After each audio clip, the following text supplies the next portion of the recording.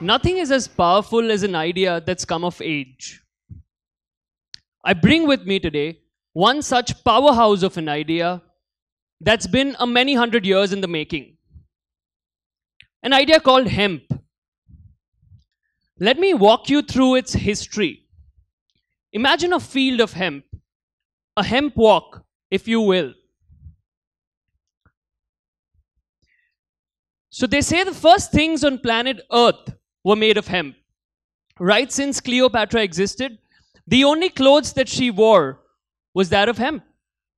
The only fiber known to mankind to withstand the weight of the pyramid blocks back in the day, moving up and down, was that of hemp. Let me walk you a little ahead. It's 1776. We've got the American Declaration of Independence written on hemp paper. They say, had it not been for this fiber, Christopher Columbus would not have discovered America. Well, and we wouldn't have ever found out about McDonald's and Donald Trump. Let's move forward.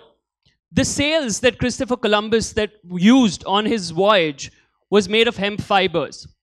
The only nutrition that he derived on his voyage that kept him going were from hemp seeds.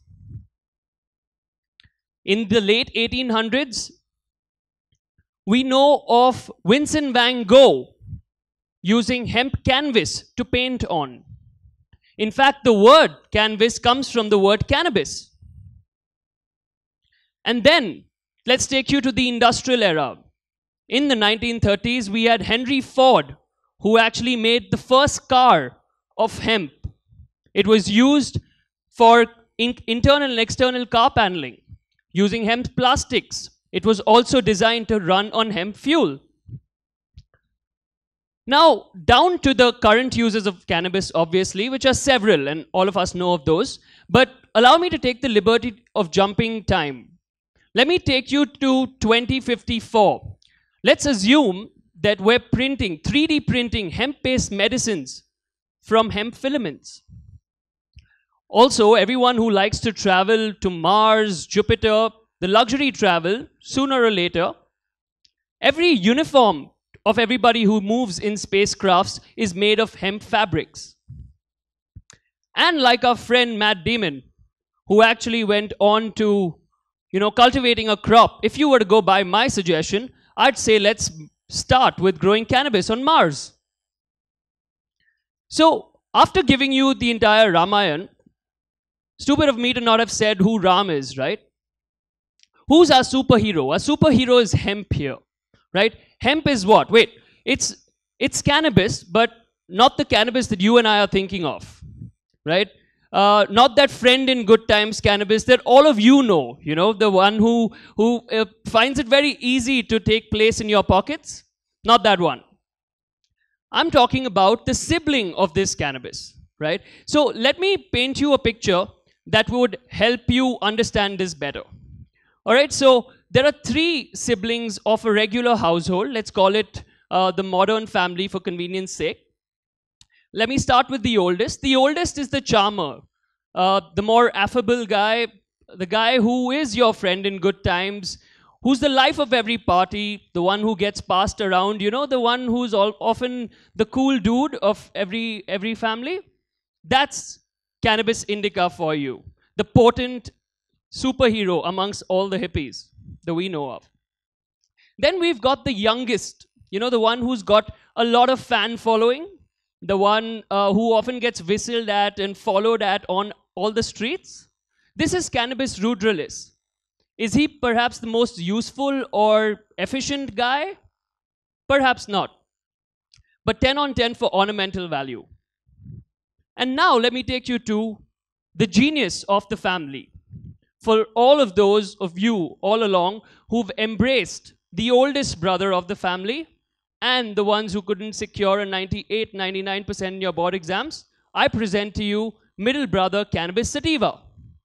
Cannabis sativa is nothing but the guy who gets often underplayed, the one who no one sees value in. But hey, he's that quiet kid who went to high school to go on to building the supercomputer out of his basement.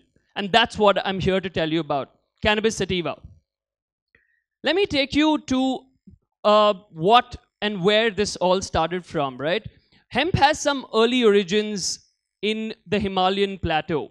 It was first traced in the quaint foothills of the Himalayas, but pity that we've still not been able to do what the world has gone on to do, what other larger corporations have gone on to do. For example, the Hemp Express actually started in India. China has actually been controlling the fabric supply. The 70% of the world's textiles come from China. Slovenia, on the other end, actually works with hemp pulp to make their currency paper. We've also got Canada on the other end that works with 20,000 hectares of land under cultivation for hemp food production. And then we've got USA, which is the leading importer of hemp products across the globe.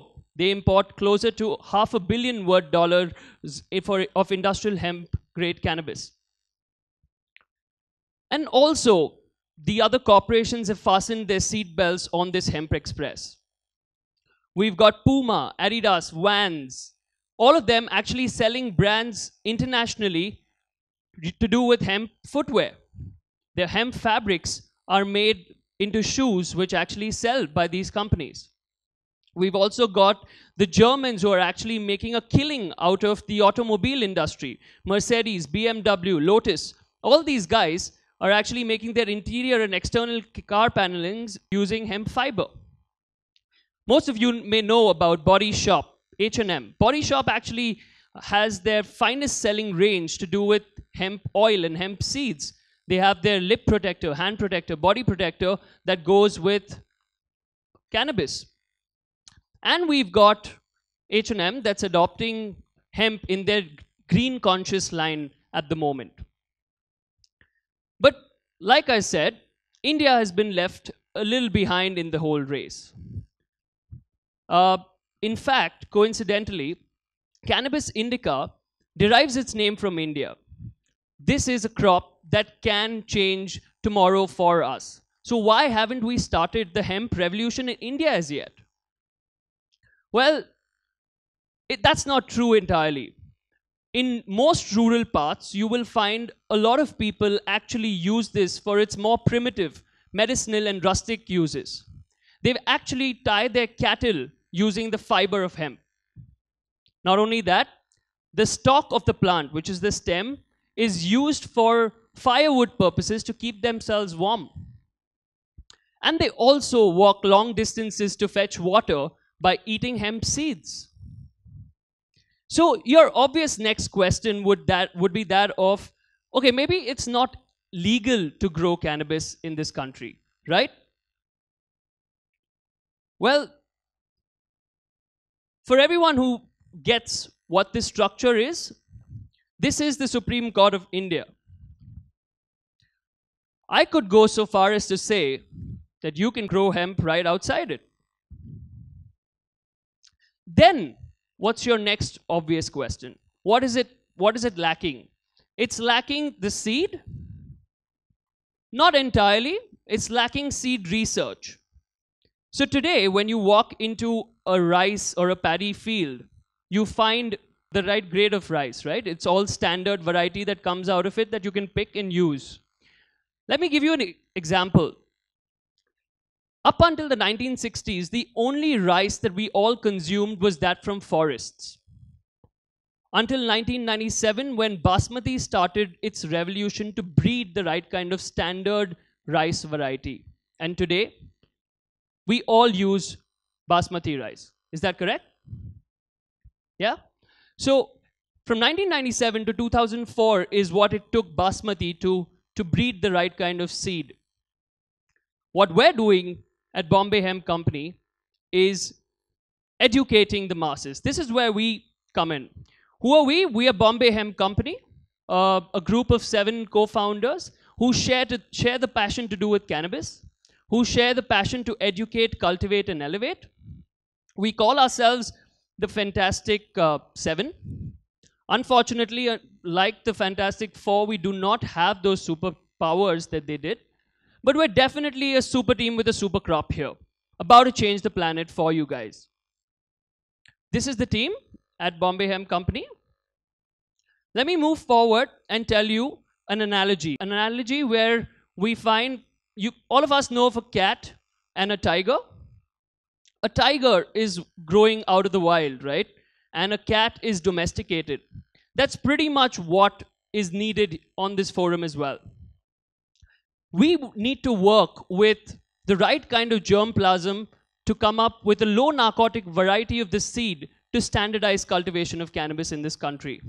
And then you and I can adopt it. Funny story, we were at a farmer's market back in 2015, and after a 3-minute long pitch, extended pitch for hemp foods to a group of 7-8 people, there comes up to me an elderly woman who goes like, hemp to non-veg, ne? And that's when I understood the magnitude of problems that we will have to face in the process of education, right? So we need to educate the farmers, the government, the people responsible for moving things in this country as to what cannabis can actually go on to do. I've spoken to you enough about educate. Let me get to cultivate. What do I mean by cultivate? What's a better way to present to an Indian consumer a plant that can actually fulfill all the needs of basic mankind? Roti, kapda, makan.